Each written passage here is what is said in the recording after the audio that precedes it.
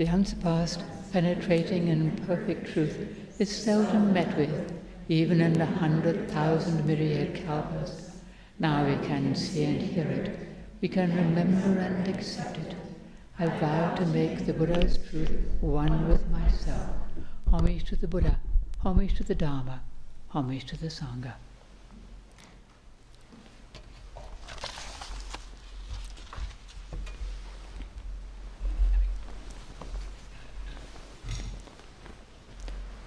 So, we've just recited the Shishogi, which many of us are very familiar with, and for some of us it may be new.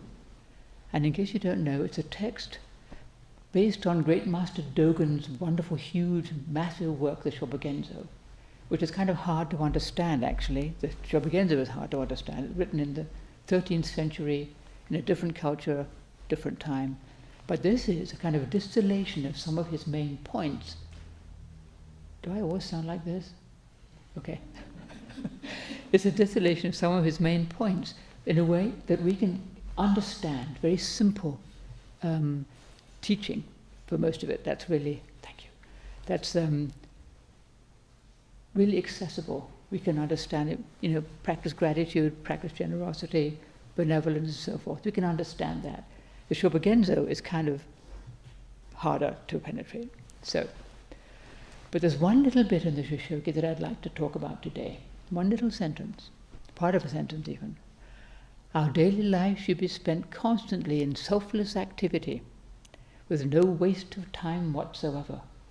You can think, oh goodness, it sounds as though we should be running around all day doing good, looking for things to do that are good, looking for people to help, being endlessly busy, never, looking for things to do. And it's not that. It's not just being busy or trying to be a helpful person. And yes, most of us do seem to live busy lives. Even if we're retired, often people who are retired are working harder than they were when they were working, doing more, because they're helping beings. The internet, social media and so on, never a dull minute. We can be constantly checking our phone to see who's calling us, texting us, or what might be happening in the news, or whatever it might be that we do. Something calling for our immediate attention, And it can seem as though doing nothing is like falling into some horrible void. I'm not doing anything, I should be doing something, I should be improving the shining hour, always doing something. But no, it's not that. So what is selfless activity? Well, selflessness isn't just thinking about other people all the time, never a thought for ourselves. And it's not thinking about ourselves all the time. Our endless self-partiality, which all of us have. We all have self-partiality. We all, I'm the most important person in my life, generally, It's hard to, you can't really pretend it's not the case. We all have our self-partiality. We're concerned about our own health, our own body and mind, and our own welfare. And that's normal.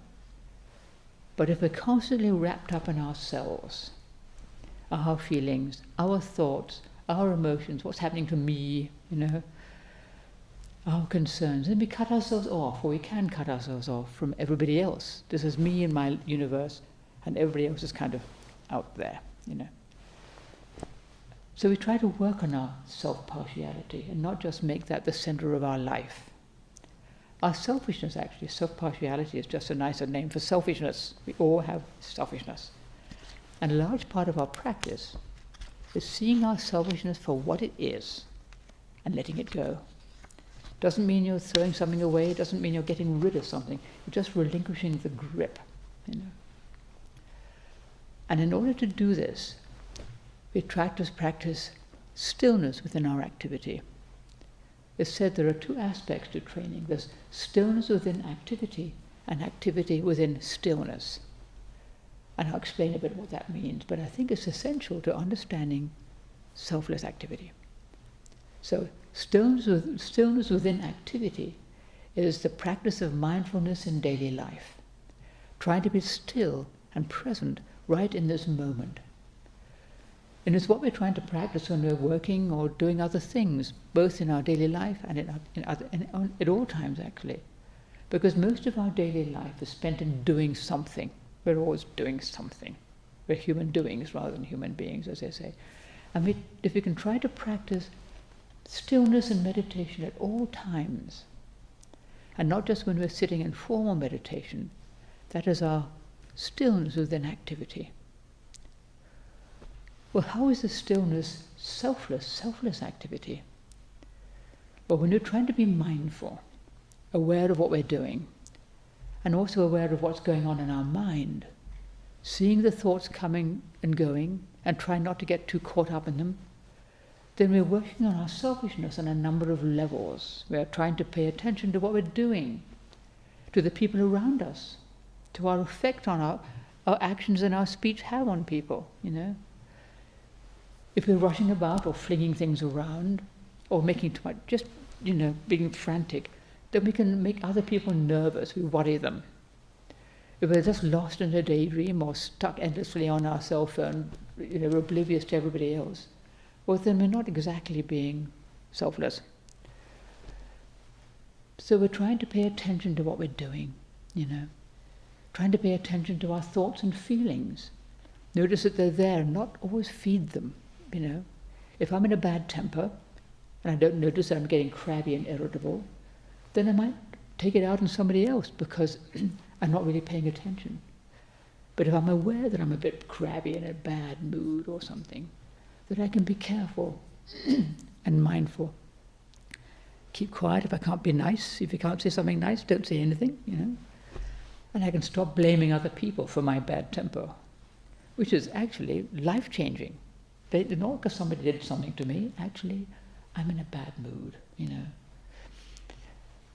And we take responsibility for it and know that it's not somebody else's fault. I have to deal with it myself. No matter what somebody else may be doing, if I get crabby, I've chosen to be crabby. Doesn't mean I've chosen that the crabby thought arises in the mind, but I've chosen to go with it, to feed it, and to maybe act on it. And we don't have to do that. We can, but if we can see it coming, notice that we're in a bit of a bad mood, or see something is really we find irritating, just be quiet. Don't say anything. Just wait a minute, before we lash out or get mad at something. We have chosen to get upset, if we get upset. And that's a very important aspect, because we actually have control over what we do and say. And to some extent, what we entertain in our, well, to a lot of extent, what we entertain in our mind. And it's easy to lose sight of that in the heat of the moment. If we're upset or afraid or whatever, we can forget that actually we still have a choice. If we can remember that we're responsible for what we do and say and think, this helps tremendously. It doesn't mean we don't have angry thoughts or fearful thoughts or greedy thoughts arise. It means we notice them and we don't feed them. We try to let them die, let them go, not just feed them. And that really does help. Selfless activity, practicing the precepts, In a couple of weeks we're going to celebrate our annual Jukai, giving of the precepts for the week, for those who want to take them. You don't have to be a special person to take the precepts. You don't have to be able to guarantee that you'll keep them forever and never break one, because all of us are imperfect and we make mistakes. You just have to want to take the precepts and to have some idea of what that means. The precepts are mostly about how we treat other beings. Don't kill, don't steal, don't lie, and so forth. They are how a Buddha lives and behaves.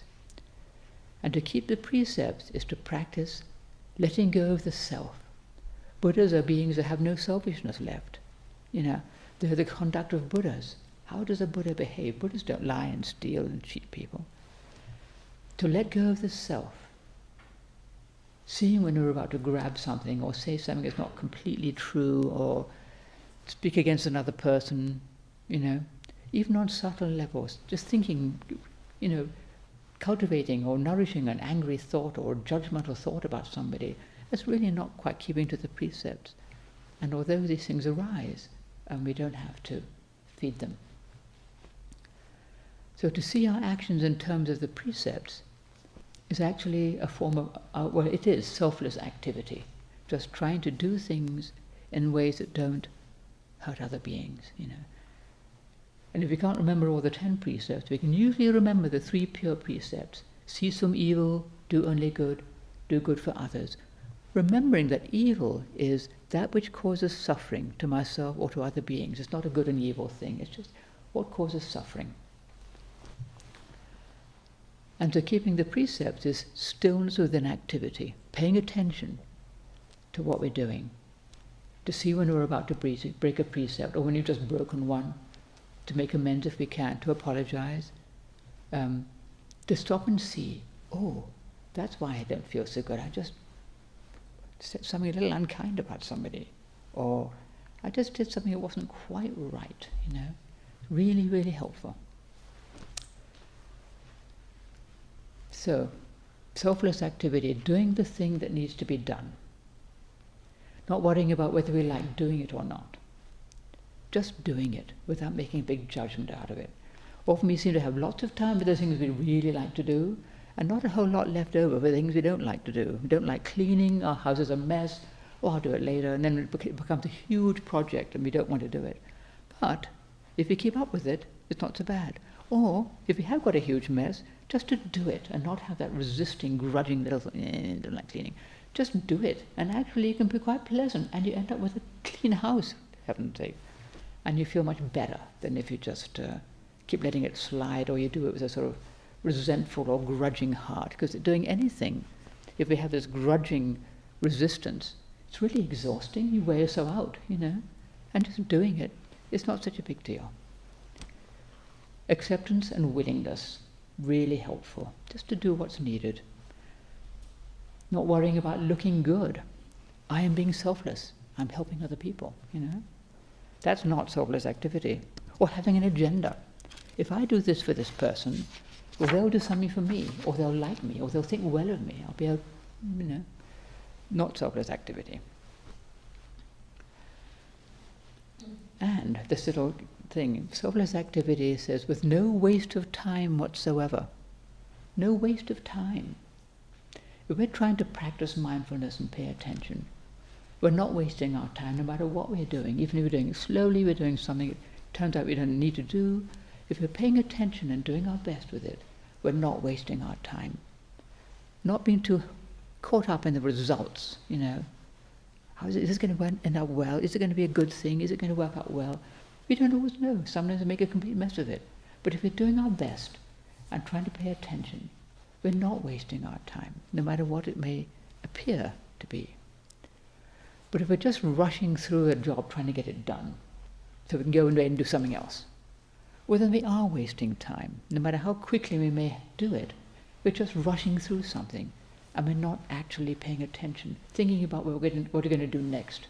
I'll do this boring job, then I go away and rest or do something nice, Well, it's sad because we're actually losing something there, this moment of just doing what needs to be done now. Washing the dishes. It's fine to wash the dishes, But when you're really busy, it's easy to forget this. We get all caught up in getting the job done. And so we can stop worrying and relax. Well, better just to do what needs to be done and not worry too much about what might happen or what we can do next. Well, busyness. As I said, most of us lead pretty busy lives, more than we'd like probably. We have too much to do, or we feel we have too much to do, and this can appear as an obstacle to our training. If only I had more time to meditate, to sit still, to go on retreat, to do the thing I really like to do, to pacify my mind, to work on my training, deal with my anger and despair and fear and all that. So how do we make our business a vehicle for training rather than some kind of obstacle? Well, first, if we can accept the situation, I have this stuff I need to do, it's fine. Or, this is my life. I have a lot to do. If we don't resist it and we use it, then we can use it to the good by paying attention to what we're doing, To be present with whatever we're doing now.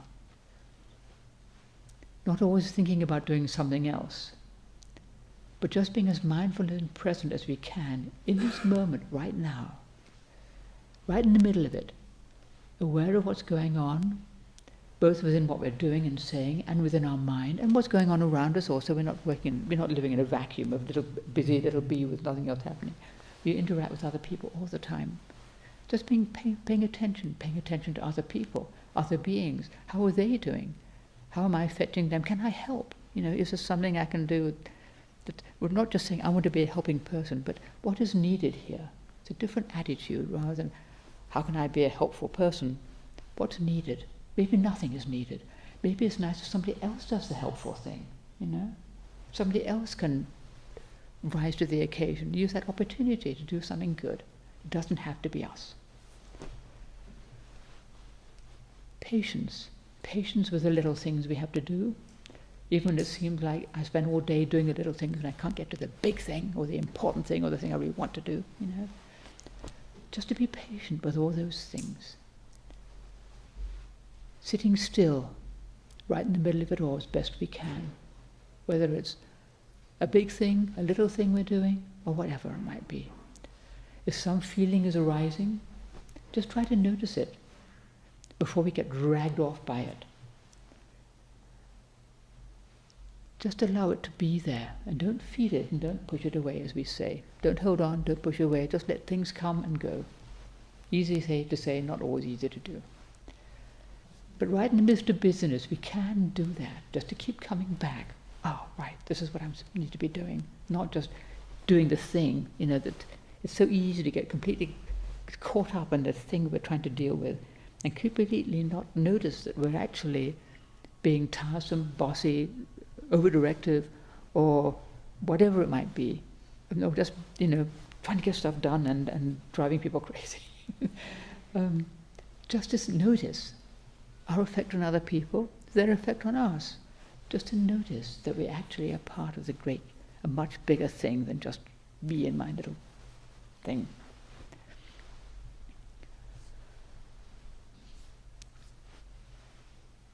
When we feel really pressed and it's really, really busy, sometimes we just have to remember that eventually it will pass. It won't always be this way. There will come an end to, this busyness if we're lucky. And if it seems like we're constantly too busy, maybe we need to make a change. Do I have to be does it always have to be this way? Do I really have to do these 4,000 things, Am I the only person who can do them? Sometimes we think we are. If a thing's worth doing, well, if you want something done well, do it yourself. That's what I'm trying to say. Well, it's not the case. Other people can do things well too. We don't have to do everything ourselves. Not making a big distinction between doing what we like and what we don't, not doing what we don't like, as I said. A big distinction between work and rest or play. I'm working now, so I can't, but later I get to rest and do something else, something I really like to do. But then we're missing this moment right now, which can help us to just pay attention, practice patience and stillness, do our best. Being present as wholeheartedly and brightly as we can. And then we're using our time well. If we're doing that, trying to be present, pay attention to us, what we are doing, to what other people around us are doing, how they are, then we're using our time well. We're not wasting it, no matter what we're doing, whether we're working or resting or practicing meditation or going out for a hike or watching a movie or talking with our friends, whatever. We're not wasting our time.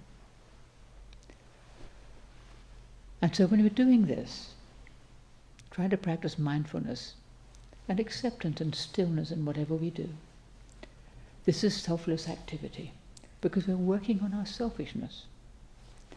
Try not to get caught up in our greed, anger, fear, and so forth. We try to see them coming, Do I really want to follow this train of thought? Do I really need to do this thing? Do I really want to do it? Not really, maybe not. No, maybe I will let it go. Well, that's all stillness within activity, and I will not wax further about it because I could go on and on. But what about activity within stillness as the other side of it? Well, Great Master Dogen, who wrote the Shobogenzo I talked about, he was also a great advocate of formal seated meditation. So he didn't want people just rushing around all day. He wrote several works about it. He talked about meditation, formal meditation, a lot. And as you know, it's a large part of our practice, doing seated meditation, as well as doing things in daily life. So clearly, seated meditation is included in this selfless activity, spending our time constantly in selfless activity with no waste of time whatsoever. How is our meditation practice selfless activity? To somebody who doesn't do it, it can look a lot like self-centered inactivity. You're just sitting there, navel gazing. Well, we know that meditation is definitely active when we're trying to do it properly. We may get distracted, but we come back. We may get, sleepy, we try to stay awake. It's dynamic and focused. And it takes a lot of effort and energy, as best we can. We don't do it perfectly, but we try to do that. We try to put everything we can into it. And this is activity within stillness. Well, yes, okay, but how is that selfless? What is selfless about doing my meditation practice? Well, we're trying to sit still and watch our mind. And when we see the self arise, which it does, we see our self-centered thoughts arise, which they do, we try to let them go, moment after moment, to recognize them. There's a little crabby little thought. I think I can just let the one go by, just come back to sitting. Trying to let go of our view of being a separate self, a me, that has to be cherished, protected. The me that's the center of the universe. Me. Everything's about me. Has to be looked after, protected, given what it wants, But this is not really the case. We are just part of a whole, and when we sit in meditation, we can see better that actually we're just a part of something much bigger than ourselves.